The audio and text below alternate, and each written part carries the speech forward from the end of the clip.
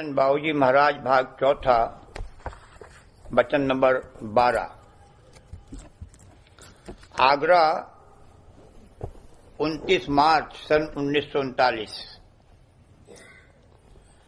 मन को निर्मल, चित्त को निश्चल और काम क्रोध आदि विकारों को दूर करने का एकमात्र उपाय ये है कि सूरज धरण को छोड़कर आकाश में चढ़े।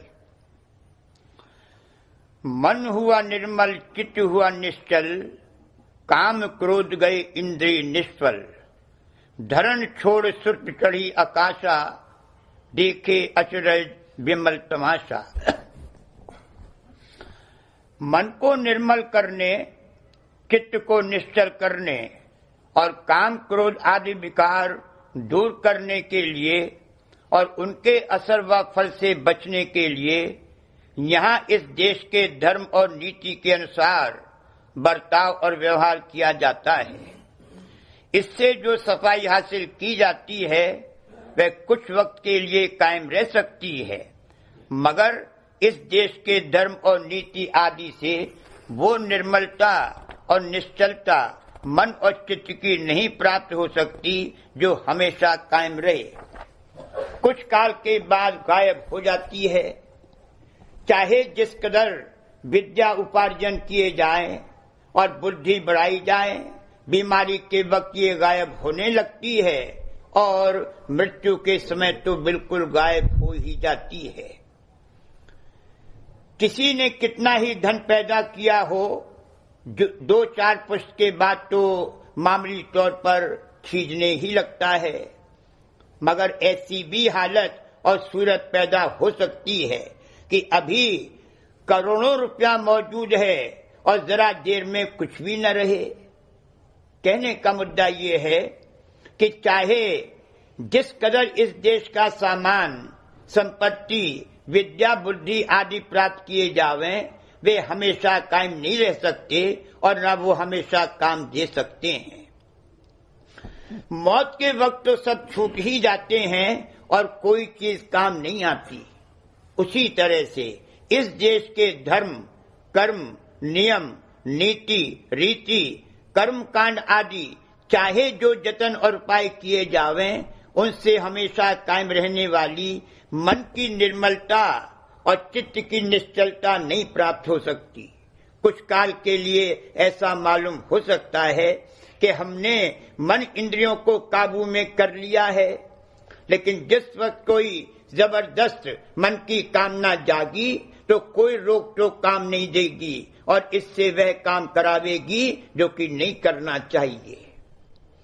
इन जतनों से काम, क्रोध आदि विकारों के फल निष्फल नहीं किए जा सकते।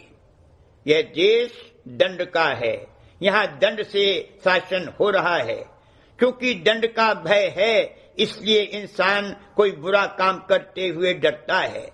अगर इस देश से दंड और शासन उठा लिए जाएं, तो एक दूसरे को खा जाए। संतों ने मन को निर्मल और चित्त को निश्चल और काम क्रोध आदि विकारों को निष्फल करने का एकमात्र उपाय यही बतलाया है कि सूरज धरण को छोड़कर आकाश में चढ़े। संतों ने सूरज उस जौहर, चैतन्य जौहर को कहा है जो इसकी जान का कारण और जान है।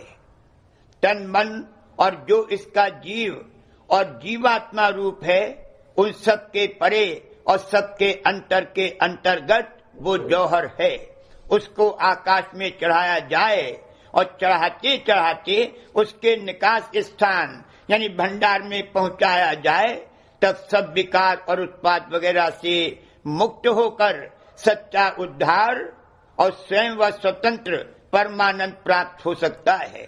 और उसको चढ़ाने का उपाय सिवा सूरज योग के अंतर्मुख अभ्यास के और कोई नहीं है। छोड़ा यह घर, पकड़ा वह घर, खोया जग को पाया सतगुरु। ये घर छोड़ा जाए तब वो घर जो कि ऊपर है मिल सकता है। जब तक यहां से पैर न उखाड़े जावेंगे तब तक वहां नहीं टिक सकते। ये नामुमकिन है कि यहाँ भी पैर जमाए रहे और वहां भी पैर जमा सके। वहां पैर ठिकाने और जमाने के लिए यहाँ से हटाने पड़ेंगे। जब वहां पैर टिक जाएं और जम जाएं, तब इसको इख्तियार है कि अपनी शक्ति से यहाँ के कामकाज भी चलाए। मगर ये कदापि नहीं हो सकता कि संसार को भी पकड़े रहे और सत्य वस्तु भी प्राप्त कर ले। जग को खोवेगा तब सद्गुरु यानी सत्य वस्तु प्राप्त होगी।